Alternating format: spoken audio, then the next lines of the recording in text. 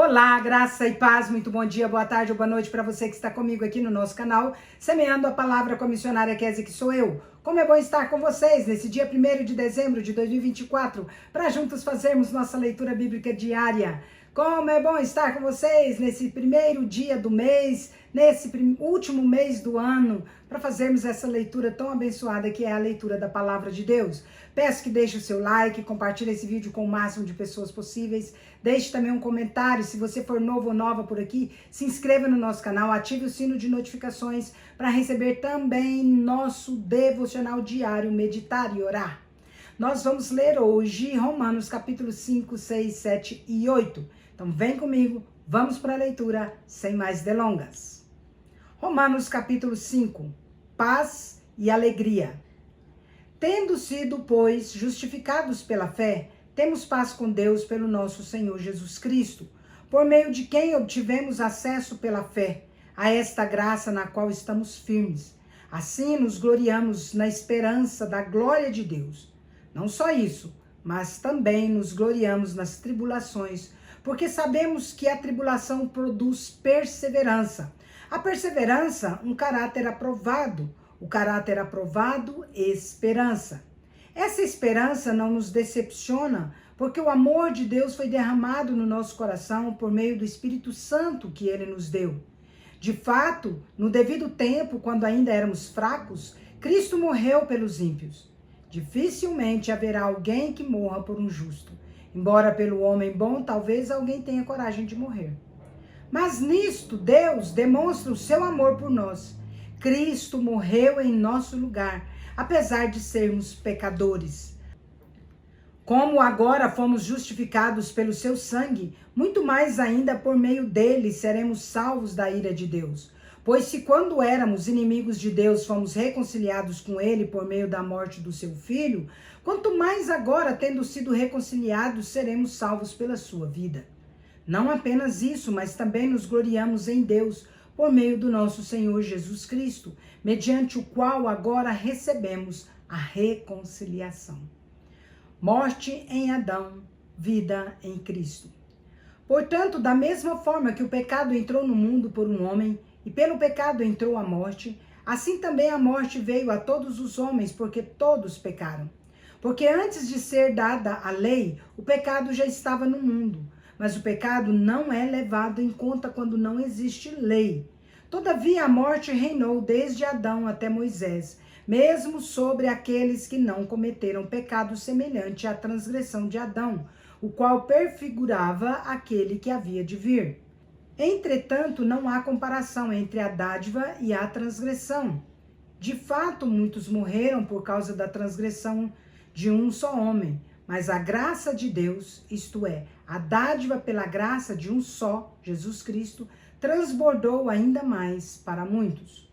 Não se pode comparar a dádiva de Deus com a consequência do pecado de um só homem. Por um pecado veio o julgamento que trouxe condenação, mas a dádiva decorreu de muitas transgressões e trouxe justificação. Se pela transgressão de um só a morte reinou por meio dele, muito mais aqueles que recebem de Deus as riquezas da graça e a dádiva da justiça reinarão em vida por meio de um só homem, Jesus Cristo. Consequentemente, como uma só transgressão resultou em condenação para todos os homens, assim por um só ato de justiça veio a justificação que dá vida a todos os homens. Porque como por meio da desobediência de um só homem são muitos os que foram feitos pecadores, assim por meio da obediência de um único homem, muitos serão feitos justos. A lei foi introduzida para que a transgressão fosse ressaltada. Entretanto, onde foi ressaltado o pecado, transbordou a graça, para que como o pecado reinou na morte, assim a graça reine pela justiça para conceder vida eterna por meio de Jesus Cristo, nosso Senhor. Romanos capítulo 6. Mortos para o pecado, vivos em Cristo. Que diremos então? Continuaremos no pecado para que a graça transborde? De maneira nenhuma. Nós, os que morremos para o pecado, como ainda viveremos nele? Ou vocês não sabem que todos os que fomos batizados em Cristo Jesus fomos batizados na sua morte? Portanto, fomos sepultados com ele na morte por meio do batismo, a fim de que, como Cristo foi ressuscitado dentre os mortos pela glória do Pai, assim também vivamos uma vida nova. Se, pois, nos tornarmos unidos na semelhança da sua morte, certamente o seremos também na sua ressurreição. Pois sabemos que o nosso velho homem foi crucificado com ele, para que o corpo pecaminoso seja destruído, de modo que deixemos de ser escravos do pecado, pois quem morreu foi justificado do pecado. Ora, se morremos com Cristo, cremos que viveremos com ele também. Pois sabemos que, tendo sido ressuscitado dentre os mortos, Cristo não pode morrer outra vez. A morte não tem mais domínio sobre ele. No que se refere à morte, morreu para o pecado de uma vez por todas. No que se refere à vida, vive para Deus. Assim vocês também se considerem de fato mortos para o pecado, mas vivos para Deus em Cristo Jesus. Portanto, não permitam que o pecado reine no corpo mortal de vocês, levando-os a obedecer aos desejos malignos dele.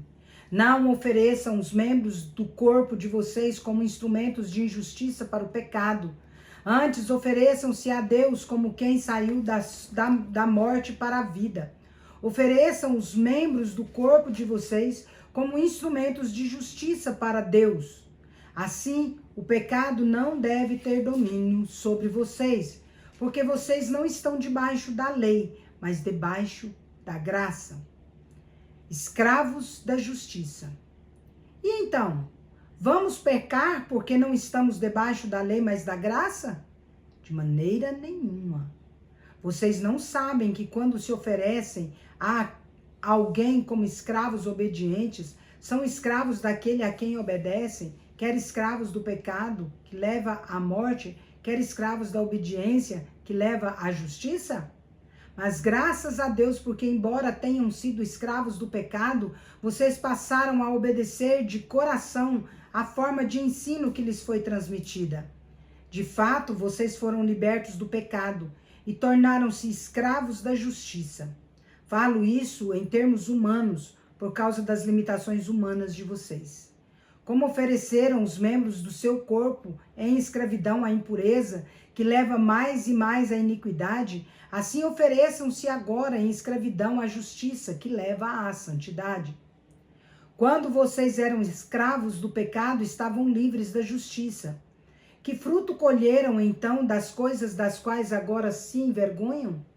O fim dessas coisas é a morte. Agora, porém, que vocês foram libertos do pecado e se tornaram escravos de Deus, o fruto que colhem leva à santidade, e o seu fim é a vida eterna, porque o salário do pecado é a morte, mas o dom gratuito de Deus é a vida eterna em Cristo Jesus, nosso Senhor. Romanos capítulo 7. Livre da lei, preso a Cristo. Irmãos, falo aos que conhecem a lei. Ou vocês ignoram que a lei rege o homem durante o tempo em que ele vive? Por exemplo, pela lei, a mulher casada está ligada ao marido enquanto ele vive. Mas se o marido morrer, ela estará livre da lei que a unia ao marido. Por isso, se ela se casar com outro enquanto o marido estiver vivo, será considerada adúltera. Entretanto, se o marido morrer, ela estará livre da lei, não se tornará adúltera se vier a se casar com outro homem. Assim, meus irmãos, vocês também morreram para a lei, por meio do corpo de Cristo, para pertencerem a outro, aquele que ressuscitou dentre os mortos, a fim de que possamos frutificar para Deus. Pois quando éramos controlados pela carne, as paixões pecaminosas despertadas pela lei atuavam nos membros do nosso corpo, de forma que dávamos fruto para a morte. Agora, porém, porque morremos para aquilo a que estávamos presos, fomos libertos da lei, para que sirvamos com um espírito novo, não por meio da antiga lei escrita. A luta contra o pecado. Que diremos então? A lei é pecado? De maneira nenhuma. Todavia eu não saberia o que é pecado, a não ser por meio da lei. Na realidade, eu não saberia o que é cobiça se a lei não tivesse dito não cobice. No entanto, o pecado, aproveitando a oportunidade dada pelo mandamento, produziu em mim todo tipo de cobiça, pois sem a lei o pecado está morto. Houve um tempo quando eu vivia sem a lei, mas quando o mandamento veio, o pecado reviveu e eu morri. Descobri que o próprio mandamento destinado a produzir vida, na verdade, produziu morte, pois o pecado, aproveitando a oportunidade dada pelo mandamento, enganou-me e por meio do mandamento me matou. De fato, a lei é santa, o mandamento é santo, justo e bom. Então, o que é bom se tornou em morte para mim? De maneira nenhuma. Mas para que o pecado se mostrasse como pecado, ele produziu morte em mim, por meio do que era bom, de modo que por meio do mandamento mostrasse como o pecado é extremamente mau. Sabemos que a lei é espiritual. Eu, contudo, sou carnal, pois fui vendido como escravo ao pecado. Não entendo o que faço, pois não faço o que desejo, mas o que odeio. Agora, se faço o que não desejo, admito que a lei é boa. Nesse caso, não sou mais eu quem o faz, mas o pecado que habita em mim. Sei que nada de bom habita em mim, isto é, na minha carne, porque tenho o desejo de fazer o que é bom, mas não o faço. Pois não faço o bem que desejo, mas continuo praticando o mal que não desejo. Ora, se faço o que não desejo, já não sou eu quem o faz, mas o pecado que habita em mim. Então encontro uma lei contra o meu desejo de fazer o bem. O mal está presente em mim. No íntimo do meu ser, tenho prazer na lei de Deus. Mas vejo outra lei atuando nos membros do meu corpo, guerreando contra o íntimo do meu ser, tornando-me prisioneiro da lei do pecado que está em mim. Miserável homem que sou, quem me libertará deste corpo sujeito à morte? Graças a Deus por Jesus Cristo, nosso Senhor, de modo que com a mente eu próprio sou servo da lei de Deus, mas com a carne sou escravo da lei do pecado. Romanos capítulo 8. A vida pelo Espírito. Portanto, agora já não há condenação para os que estão em Cristo Jesus, porque em Cristo Jesus a lei do Espírito da vida libertou você da lei do pecado e da morte. Porque aquilo que a lei era incapaz de fazer, visto que estava enfraquecida pela carne, Deus o fez, enviando o seu próprio Filho em semelhança à carne pecaminosa, como oferta pelo pecado. Assim, condenou o pecado na carne, a fim de que os preceitos da lei fossem cumpridos em nós, que não vivemos segundo a carne, mas segundo o Espírito. Quem vive segundo a carne aspira ao que a carne deseja, mas quem vive de acordo com o Espírito aspira ao que o Espírito deseja. A aspiração da carne conduz à morte, mas a do Espírito conduz à vida e à paz. Porque a aspiração da carne é inimizade contra Deus, pois não se submete à lei de Deus, nem pode fazê-lo. Quem é dominado pela carne não pode agradar a Deus. Entretanto, vocês não estão sob o domínio da carne, mas do Espírito, se de fato o Espírito de Deus habita em vocês. E se alguém não tem o Espírito de Cristo, este não pertence a Cristo. Mas se Cristo está em vocês, o corpo está morto por causa do pecado. Entretanto, o Espírito está vivo por causa da justiça. Agora, se o Espírito daquele que ressuscitou Jesus dentre os mortos habita em vocês, aquele que ressuscitou Cristo dentre os mortos também dará vida ao corpo mortal de vocês, por causa do Espírito dele que habita em vocês. Portanto, irmãos, somos devedores, não à carne, para vivermos sujeitos a ela. Pois se vocês viverem de acordo com a carne, morrerão, mas se pelo Espírito fizerem morrer os atos do corpo, viverão. Porque todos os que são conduzidos pelo Espírito de Deus são filhos de Deus. Pois vocês não receberam um espírito de escravidão para novamente temerem, mas receberam um espírito que os torna filhos por adoção, por meio do qual clamamos, Abba, Pai. O próprio Espírito testemunha ao nosso espírito que somos filhos de Deus. E se somos filhos, também somos herdeiros de Deus e co-herdeiros com Cristo. Se de fato sofremos com Ele, também com Ele seremos glorificados. O sofrimento presente e a glória futura.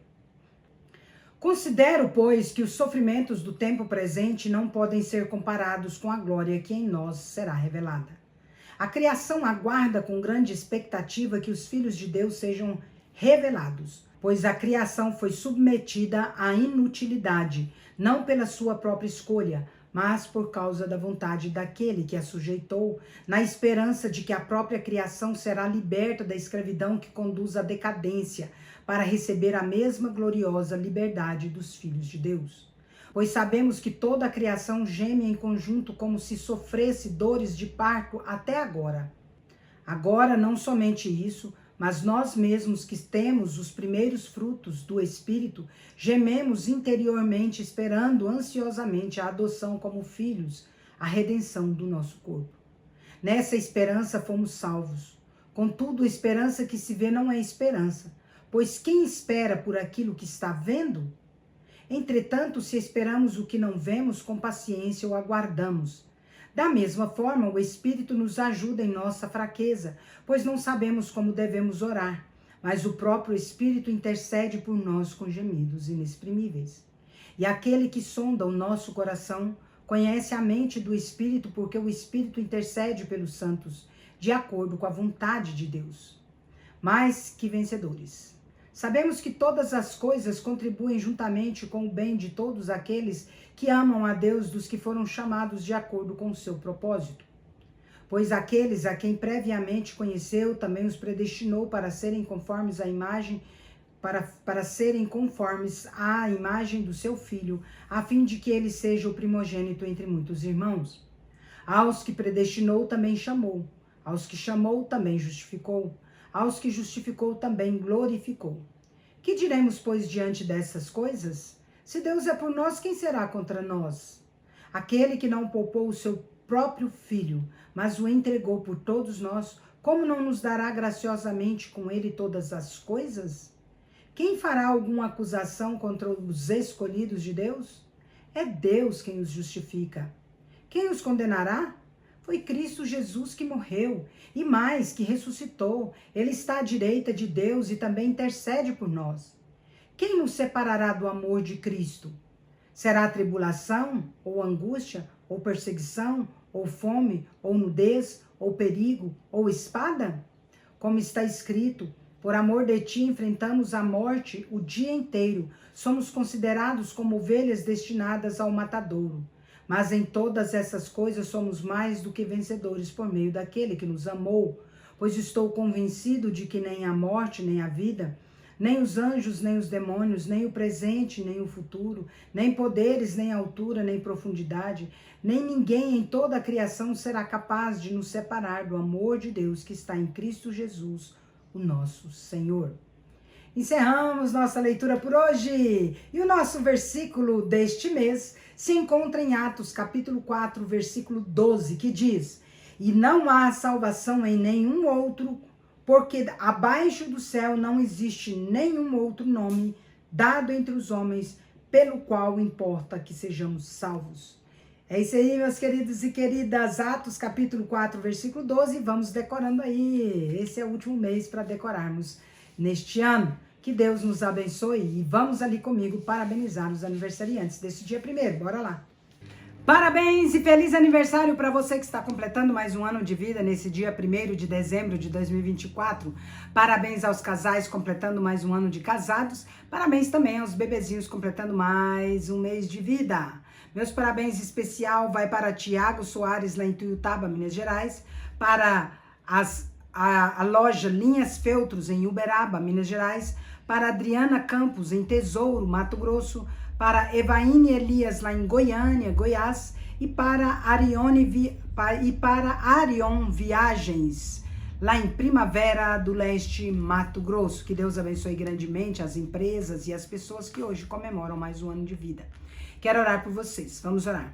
Pai de amor, em nome de Jesus, quero agradecer por conceder ao Tiago, à empresa Linhas Feltros, a Adriana Campos, a Evaine Elias e a empresa Arion Viagens, mais um ano de vida.